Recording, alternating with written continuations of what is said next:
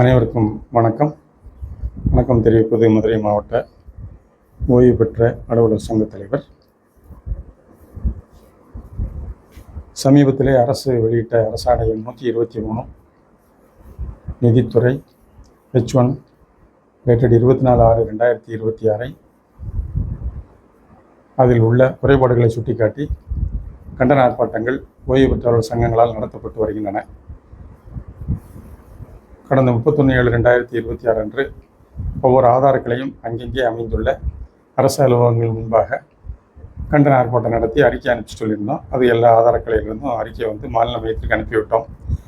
அப்புறம் 12/8/2026 அன்று, அதாவது புதன்கிழமை காலை 10 மணிக்கு மேலே மாவட்ட ஆட்சியர் அலுவலக முன்பாக இதே கோரிக்கைகளை வலியுறுத்தி, அதாவது அரசாணையை திரும்ப பெற வேண்டும், அப்படி இல்லாட்ட மறுசீரமைப்பு செய்ய வேண்டும் இந்த கோரிக்கைகளை வலியுறுத்தி மாநில மையம் அனுப்பியுள்ள அந்த கோஷங்களை முழக்கமிட இருக்கிறோம். 12/8/2026 புதன்கிழமை அன்று காலை 10 மணிக்கு மேலே மதுரை மாவட்ட ஆட்சியர் அலுவலக வளாகத்தில் இல்லை. இதற்கிடையில்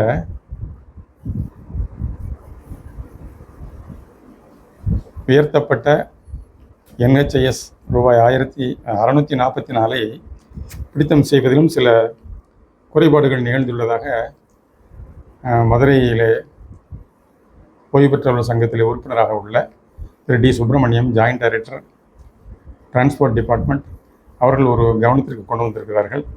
அதாவது G. நாராயணன் அப்படிங்கிறவர் எல்லிஸ் நகரில் மதுரையில் இருக்கிறாரு. அவர் அரசாங்க உத்தியோகம் பார்த்து பென்ஷனராக இருக்கிறாரு. அவரது ஒய்ஃப் பென்ஷனராக இருந்தவங்க. அவங்க பென்ஷனராக இருந்து ஓய்வூதியம் பெற்று அதன் பின்னர் இறந்து விட்டார்கள்.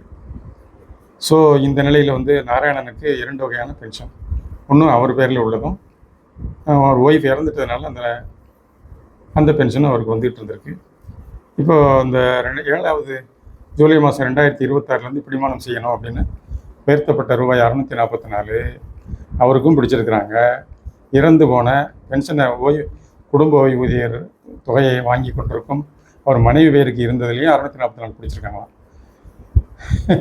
இது எப்படி இருக்கு ஆசு? ஒரு சங்கடமான சூழ்நிலை. அதனால் இது போன்று குடும்ப ஓய்வூதியம் மற்றும் ஓய்வூதியம் பெறுபவர்கள், ஓய்வூதியத்தையும் பெற்று குடும்ப ஓய்வூதியத்தையும் ஸ்பவுஸ் பேரில் இருக்கிறத வாங்கிக்கிட்டு இருக்கிற ஓய்வூதியர்கள் யாரேனும் இருக்கும் பட்சத்தில் இது போன்ற தமக்கும் இந்த ஜூலை மாதத்தில் என்ன பிடிச்சிருக்கிறாங்க, 2 பேருக்கும் பிடிச்சிருக்காங்களா, அதாவது இறந்தவர்களுக்கும் பிடித்துள்ளார்களா, இல்லை இருக்கிறவருக்கு மாத்திரம்தான் பிடிச்சிருக்காங்களா அப்படிங்கிறத சரிபார்க்கும்படி அனைவரையும், அதாவது ஃபேமிலி பென்ஷன் வாங்கும் பென்ஷனர்களுக்கு இந்த கோரிக்கை, மதுரை மாவட்டத்திலே இருக்கக்கூடிய நபர்களுக்கு இந்த கோரிக்கை விடுக்கப்படுகிறது. இது ஒரு விசித்திரமான கேஸ் தான். 644 பிடிக்கிறதே நம்ம இது அதிகமாகிடுச்சு, பிடிக்கக்கூடாது அப்படிங்கிற ஆர்ப்பாட்டம் பண்ணிகிட்டு இருக்க நிலைமையில் ஒரு பென்ஷனராக இருந்து அவர் ஒய்ஃப் இறந்துட்டு அந்த ஃபேமிலி பென்ஷனையும் சேர்த்து வாங்கிட்டு இருந்தவருக்கு 2 பேருக்கும் 644 பிடிச்சா எப்படிங்க? இது போன்ற நிகழ்வுகள் வேற எங்கிலும் இருக்கிறதா மதுரை மாவட்டத்திலே என்பதை அனைவரும் தங்களுடைய பென்ஷன் 2026 பென்ஷனில் இதை சரிபார்த்து கொள்ளும்படி அன்புடன் வேண்டிக் கொள்வது மதுரை மாவட்ட ஓய்வு பெற்றவர்கள் சங்க தலைவர். இது ஒரு அவேர்னஸ் வீடியோ தான். அனைவரும் பார்த்து இது போன்று தனக்கு இல்லாவிட்டாலும் தன்னை சார்ந்தவர்களுக்கு வேறு ஏதாவது பென்ஷன் வாங்கிட்டு இருந்தவங்க ஃபேமிலி பென்ஷனும் சேர்த்து வாங்கிட்டு இருந்தாங்கன்னா ஒருத்தருக்கு மாத்திரம் பிடிச்சிருக்காங்களா, இல்லை 2 பேருக்கும் சேர்த்து பிடிச்சிருக்காங்களா என்பதை சரிபார்த்து கொள்ளும்படி அன்புடன் வேண்டி கேட்டுக்கொள்வது மதுரை மாவட்ட ஓய்வு பெற்றவர்கள் சங்க தலைவர். அனைவருக்கும் நன்றிகள், பல. நன்றி, வணக்கம்.